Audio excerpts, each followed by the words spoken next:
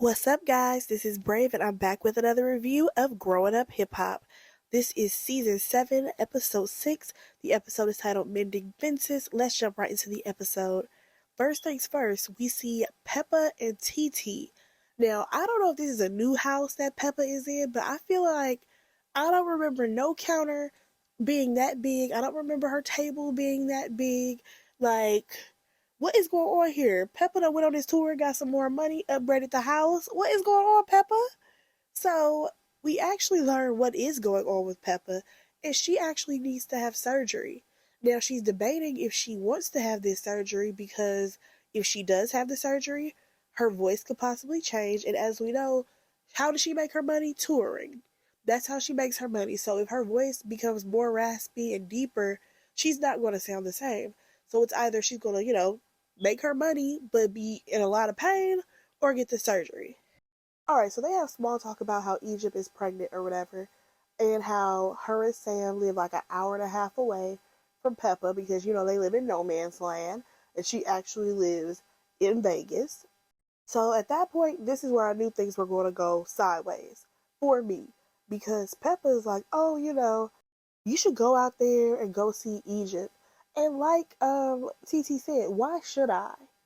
Like, I am so tired of this narrative of, oh, Egypt's so young, you should be the bigger person, you should go see Egypt. Egypt has not had to do anything when it comes to her and TT getting on like a better foot. So she has not had to come to TT and be like, you know what, I'm sorry, things didn't work out for us, but I would like for us to rebuild our friendship because we were like sisters. Like, Egypt never has to do any of the work, but it's always expected for TT to have to bow down to Egypt. Girl, no.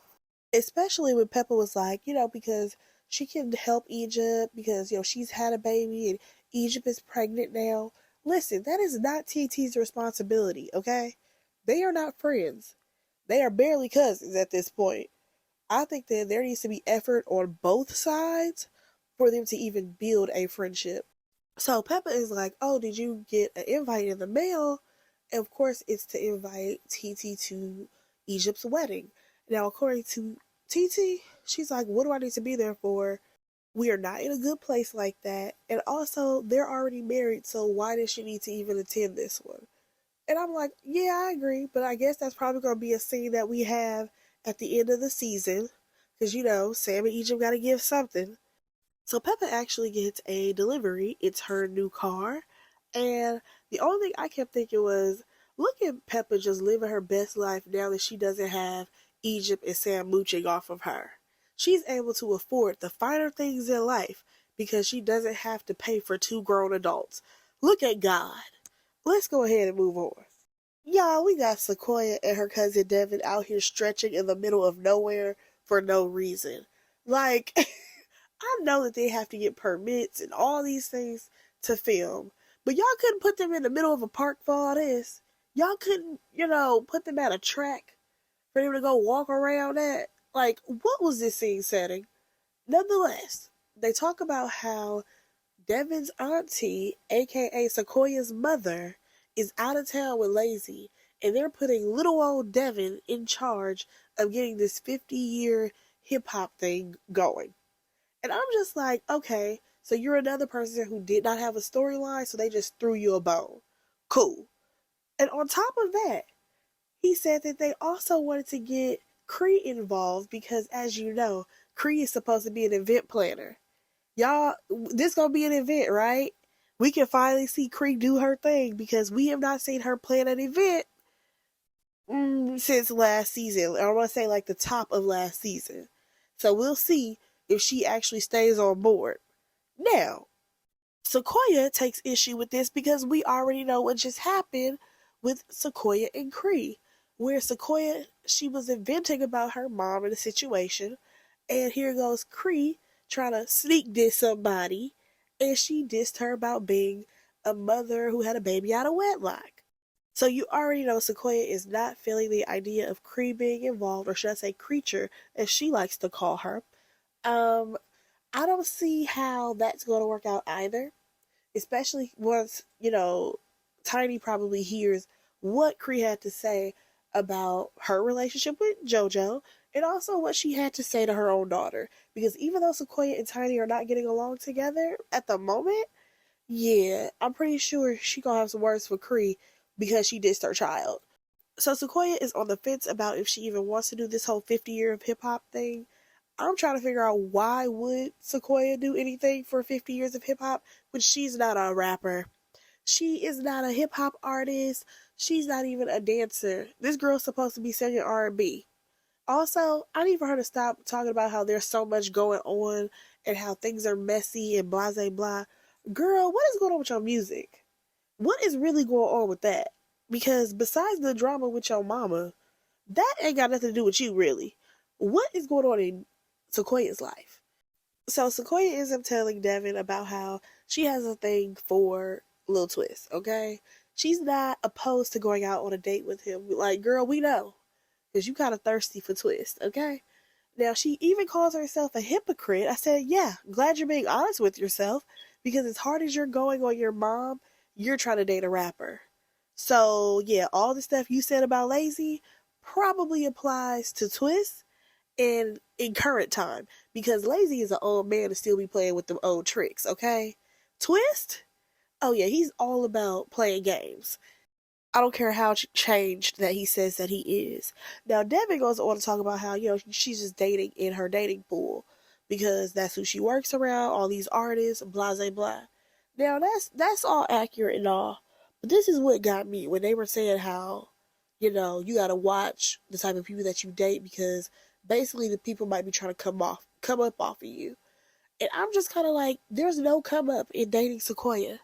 Her dad is JoJo from Jodeci. That ain't no clout to claim. And that's no diss to JoJo. I'm just saying, like, he is not relevant in today's time amongst the young people. Amongst people who are under the age of 30, because I feel like Sequoia may be under the age of 30. I don't think guys really care about who her dad is. I really don't.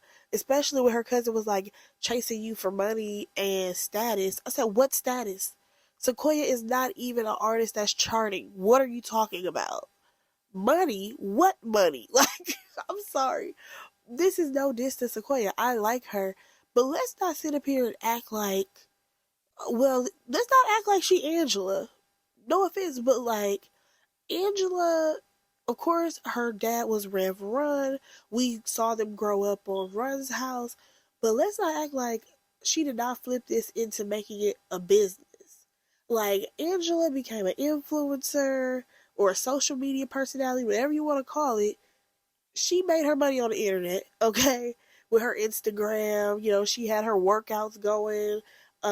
She still is executive producer of this show. Like, there's things that Angela is doing that I'm just like, okay, yeah, I get it. But not somebody coming up off of Sequoia. I'm sorry, I don't see it. So now we get another scene with Sequoia and Devin, and we learn that Devin has actually set up a little group outing, and he invited Eric, his wife Aaliyah, and Lil Twist. So of course, you have Sequoia being excited because she is going to see her man Lil Twist, and baby girl made sure she had a fire outfit on. I mean, boobs are sitting up to her chin, and she is ready to see this man. So Twist comes in, and at one point he's like, girl, you gotta stop touching me. They decide to go have a conversation separately from the group. And I'm just like, all right, so Debbie, you just set this up so Sequoia can see Twist. Okay, I see what you're doing as a cousin. So one thing that I will say is that Sequoia kept having to like pull her top up. And I must say, it's always interesting to me that girls with big boobs, they love to wear things that are like strapless and stuff. And it's just like, girl, you are 1 second away from having a nip slip. But nonetheless, let's get on to this conversation between Sequoia and Twist. As funny as Twist is being in this scene, where he's like, we gotta stop this. I have other friends, and I gotta stop it with them. Like, this whole thing. I kind of feel like Twist does not want to cross the line with Sequoia. Like, there is something about Sequoia that Twist is not feeling. And I know that he's like, oh, I'm trying to get back with my ex and all this stuff. But I'm like, nah, there's got to be something else because the Twist that we have seen, y'all, There's no way he would have passed up Sequoia like that. Unless Twist does not date black girls. That is still up for question. That has been my theory, that even though Sequoia is beautiful, Twist don't like black girls. That is my theory, and I'm sticking to it until I see him with a black girl. So, of course, they're going to be friends after this because he doesn't want to push anything forward as far as them dating. Alright, so we get another scene with Twist. He actually goes to see his pastor, and we learn a lot about Twist growing up. We learn about how he had the number one song when he was 10 years old, and how he grew up, and his mom giving him whoopings because he was failing school, because he became extremely popular. You already know, once kids become popular and have some type of fame, there's definitely a divide when it comes to them and their parents, because their parents still want them to get an education, and the kids want to continue to ride the wave of whatever brought them to fame. So he says that he prayed a lot when he was a kid to take him out of his mom's house because he didn't want to get whoopings anymore, and also because he wanted to be famous. So he talks about how at 14 he moved out of his mom's house. And here's my thing, I just want him to bring up Young Money. Let's talk about how detrimental Young Money was for a 14-year-old to be around. Because there's no way that you're going to tell me that when Lil Twist was in the studio with the guys, they sent all the girls away. There's no way you're going to tell me that. There's no way you're going to tell me that when Lil Twist came around, they made sure they put up all the drugs. And then that brings me on to when he met Bieber. Y'all remember when he met Justin and they were hanging out, and next thing you know, Justin was supposed to be in trouble, but then Twist ended up going to jail for the man. Y'all remember that story. Now, according to Twist, he went to jail for prescription drugs, and now he's coming back to the church. Because this is not how he saw his life when he prayed to God and said, I want to be famous.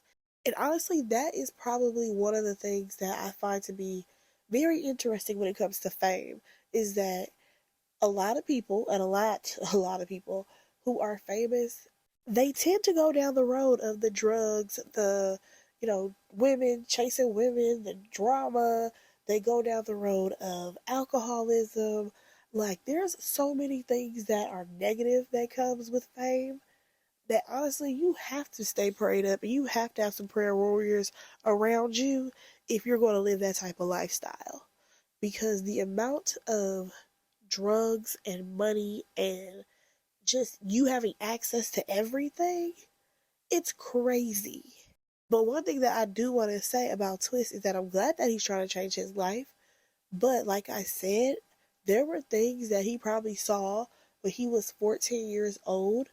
And honestly, Young Money was not the best label for that young man to be at. But I say the same thing about people like Usher, who started out in the industry young. Because if y'all recall, like Usher, he used to be signed to, Bad Boy? And he was working under Puff Daddy when Puff Daddy was like really a bad boy. Yeah. I'm pretty sure Usher saw things that he shouldn't have seen as well. But that's not what we're here to talk about. Now, I must say, the pastor said some great words to Twist about how he needs to go ahead and make a list, get to journaling about, the bad things that he wants to leave, as well as another list that says all the good things that he wants to happen for himself with the help of God. I was all here for that. I do feel very bad for Twist because I feel like Twist definitely got the short end of a stick. And unfortunately, him being as young as he was when he first started in the industry, it was inevitable to happen unless he had good people in his corner. And clearly, he did not have good people around him. But I must say that his future is definitely looking brighter. So we'll see what happens if Twist decides to put out music or what. But we'll see. So y'all, now we got this scene with Aaliyah. She is at the house. Eric is nowhere to be found because where is he? At the casino. You have the kids over there playing games when they should be doing homework. She really out here being a single mother. Like, for real, for real. She is out here being a single mother. Baby girl got her hair wrapped up, wearing a muumuu. I feel bad for Aaliyah because I feel like she got the shortest end of the stick when it comes to this relationship. She got to raise 3 kids that they have. I feel like Eric has more children. Y'all, in my comments, let me know, because I could have sworn when we first met Lil Easy, he mentioned how many kids he have, and I could have sworn he had more children than this. Nonetheless, Eric's not even answering his phone. So when she finally gets in touch with Eric, he's basically annoyed that she's interrupting him while he's playing his game, while he's out here gambling. Like, dude, are you serious? Like, I know that this may be for TV or whatever, but this looks really bad, okay, if they're just doing this for TV. So Eric decides to finally come home at 4 o'clock in the morning. He decides to stroll his way up to that porch, tap his pockets to see if he has his key, and no, he doesn't. So he's expecting Aaliyah to come open up the door. Aaliyah said, "Not tonight, baby. First of all, you don't know how to answer your phone. You out all night. No, I'm not opening up this door. There ain't gonna be no more you coming in at 4 or 5 o'clock in the morning." I said, "You know what, Aaliyah? Good for you. Stand your ground, because it's bad enough that you can't control him spending his money, but you gotta do something. And this is something. So I ain't even mad at her for this. Eric, go sleep in your car. Go do something. You got enough money. You probably just won some money. You can go pay for a hotel room for the night." So what does he do? He decides to walk around the house, go to the backyard, and of course she done locked the sliding door, and he just sits there outside, you know what I'm saying? Waiting, I guess, for her to open up the door. Baby girl shut them blinds. Oh, she turned off all the lights and went to bed. Because please know, she gonna have to be up probably in like 2 hours so that she can get the kids up and ready for school. Like, no. Eric, you doing too much. There's no way this girl gotta sit up here and wait up for you, and on top of that, raise the kids by herself. Like, no. Eric is trash. Let's go ahead and move along. So we actually got a quick scene with Sequoia and her cousin Devin. I will say we saw so much of Sequoia and Devin this episode. So they're just catching up, talking to each other. Devin has a date, and Sequoia is letting him know how she got friend zoned by Twist.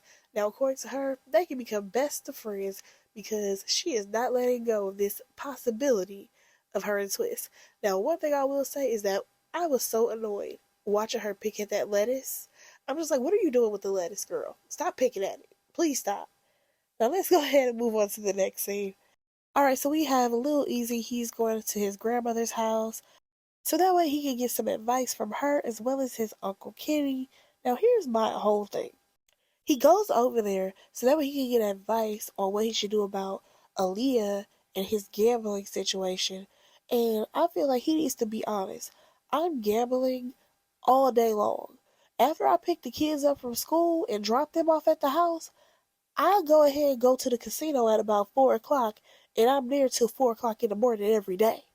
Like, he was trying to sugarcoat it and make it seem like it was a joke. Like, yeah, I'll be at the casino whenever I get some free time.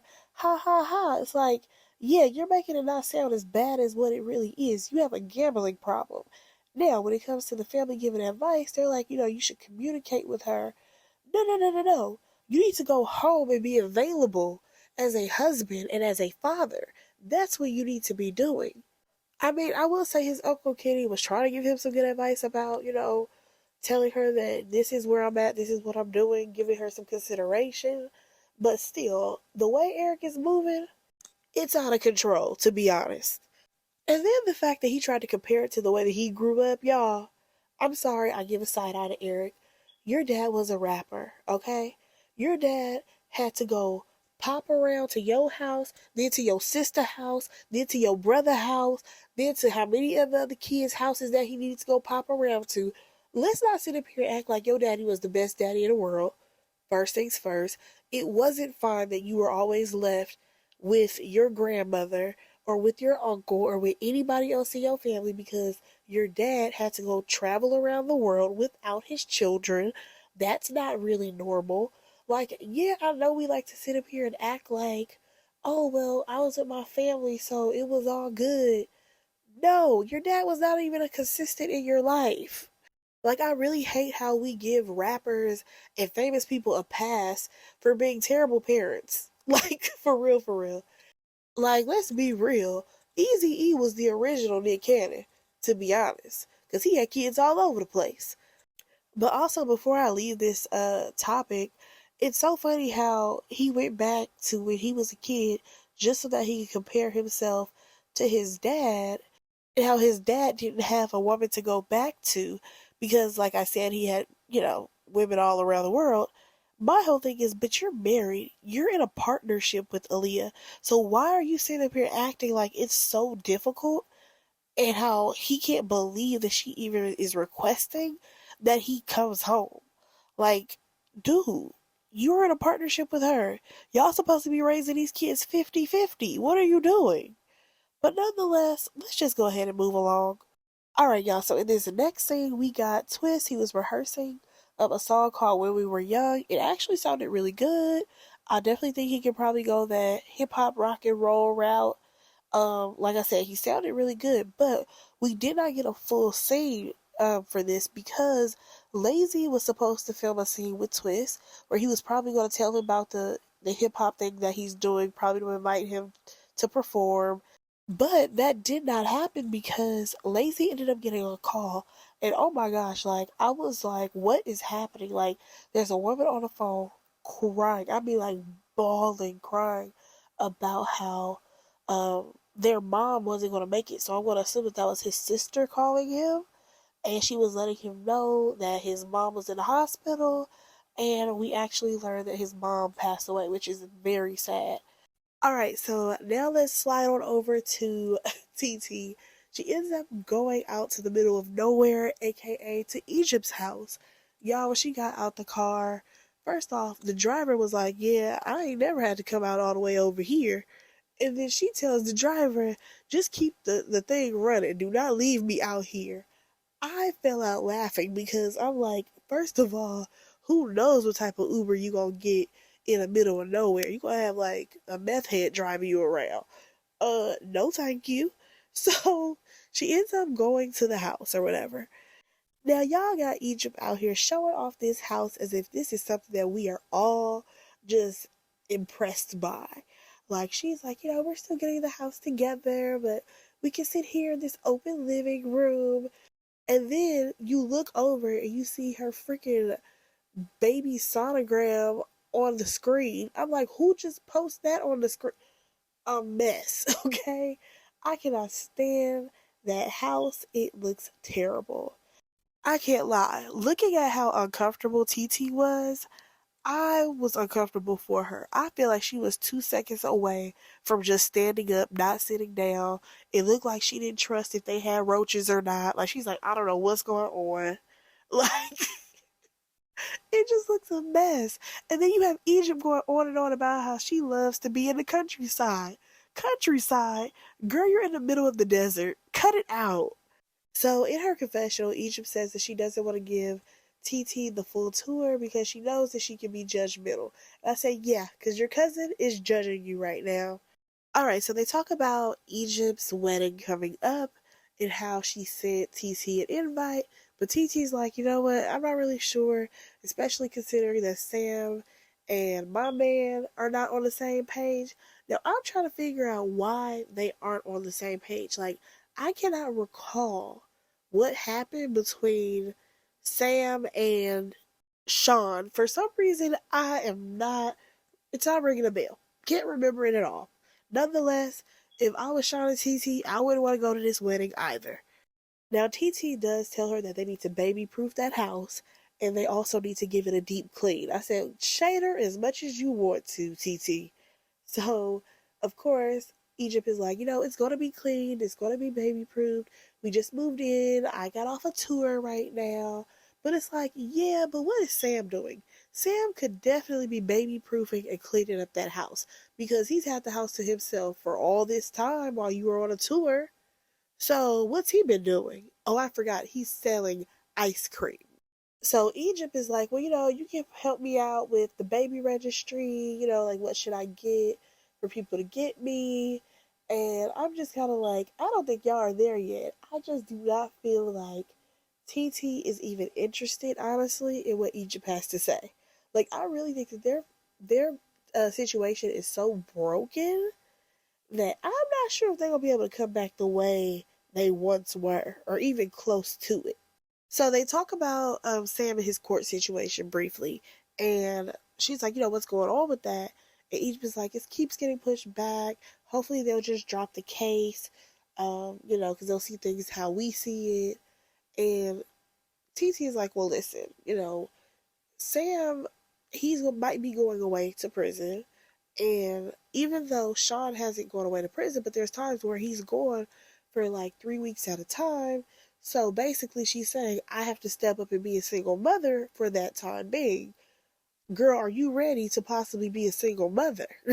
Because that's what it's looking like. Now, according to Egypt, her child is going to come first. And I'm like, yeah, all that sounds great right now, but it does not help that you have moved to the middle of nowhere. Okay, literally the middle of nowhere. And Sam may be going to jail. You have a baby on the way. Like, hopefully, they did not buy that house that they're staying in. Even though they said that they did, they could very well be renting. Yeah, hopefully they're doing that so she could possibly move back in with Peppa if she needs to. Because there's no way that girl is going to survive, as no offense, but as ditzy as Egypt is. No, no, no, no, no. She's not going to survive on her own with a baby without some help. You know what I'm saying? And there's no help in that other city that she's living in. Like, I really feel like Sam made sure that she was secluded away from everybody because that's what he loves to do. He loves to have control over Egypt, and she just goes along with it. But you guys, that's pretty much where the episode ended. TT was trying to get up out of there because you already know her Uber meter was running because she told that man not to leave. So, yeah. Honestly, this episode, it wasn't hitting like I wanted it to at all. But hopefully next week will be better. Let me know what y'all thought about this episode. Go ahead and like, comment, and subscribe to our channel. And I will talk to y'all in the next one. Bye, guys.